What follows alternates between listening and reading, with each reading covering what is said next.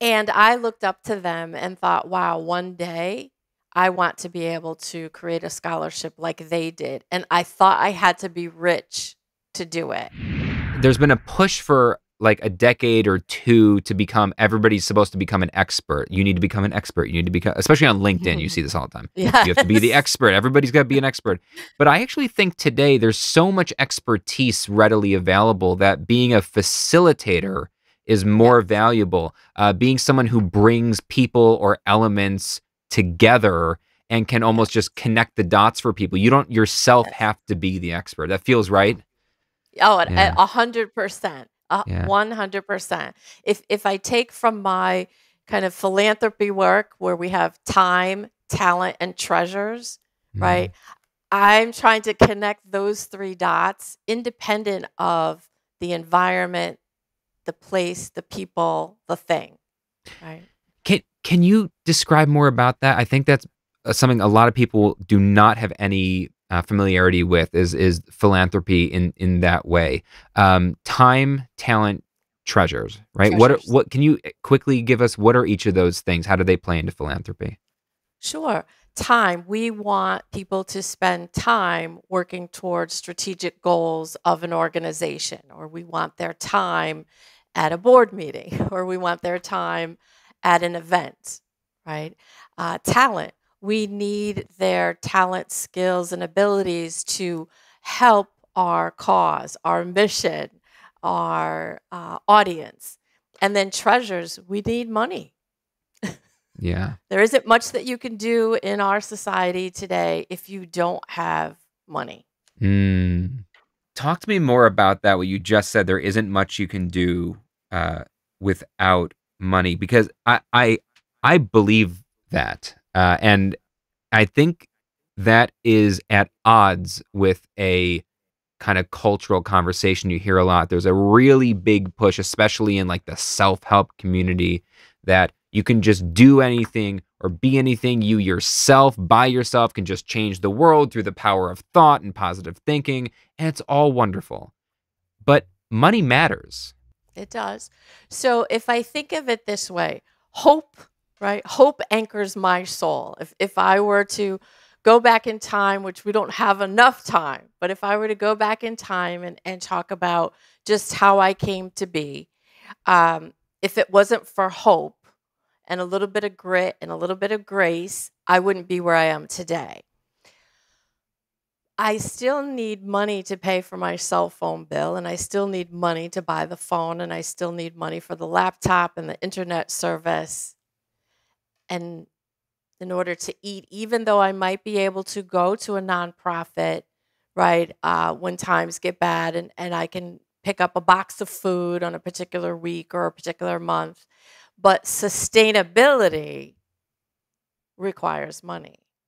So I Mm. when I say there isn't much that you can do, in order to apply for a job, I still need a cell phone or an app or a resume. Yeah. So those pieces do come into play. I still, even if I'm working remotely, right? So Oh perhaps I yeah. don't need a suit, but to Just work the top half. remotely, yes, that's right. That's absolutely right. So that's where my statement comes from, Yeah. because even for a nonprofit, right, to send out a thank you letter for someone that donated funds requires some amount of money because someone has to put in the energy and effort to craft the thank you letter. Yeah. Yeah. No, Someone's it's got to file an annual report. yeah. It's true. I'm curious then, for somebody who wants to do good in the world. They can't do philanthropy, like big P philanthropy, because that's reserved for people who have so much money, often, that they don't know what to do with. But there's like there's got to be like a small P philanthropy that like the average person with an average life and an average amount of money can still make a difference. Are there ways that are philanthropic for people like that to make a difference, even if they really don't have a ton of money to throw around? The answer is yes. When I was growing up, there was a family, and to, again, use a fictitious name, but their last name was Smith. It doesn't matter. Smith. Sure, we'll go with Smith. Their last name was Smith. And I looked up to them and thought, wow, one day I want to be able to create a scholarship like they did. And I thought I had to be rich to do it.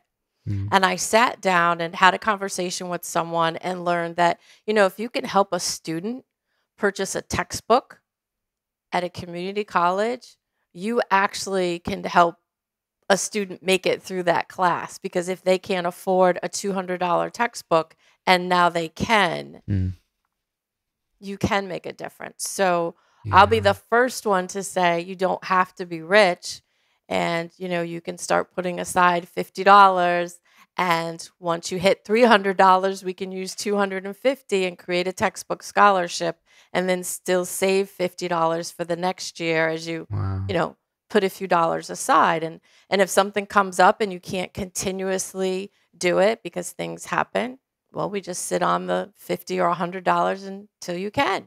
Yeah.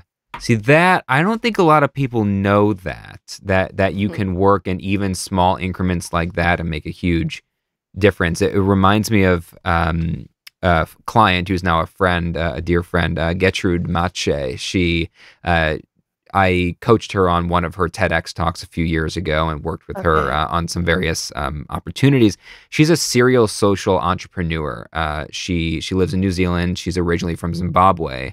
She's been doing serial social entrepreneurship her whole life, where she builds businesses, for-profit businesses, to do good in the world. So she doesn't do nonprofit because she doesn't like the restrictions of governments and things that you have to do. Yes. So she builds businesses that are for-profit so that she can do whatever she wants with her money, and she uses it to build schools and do all kinds of things.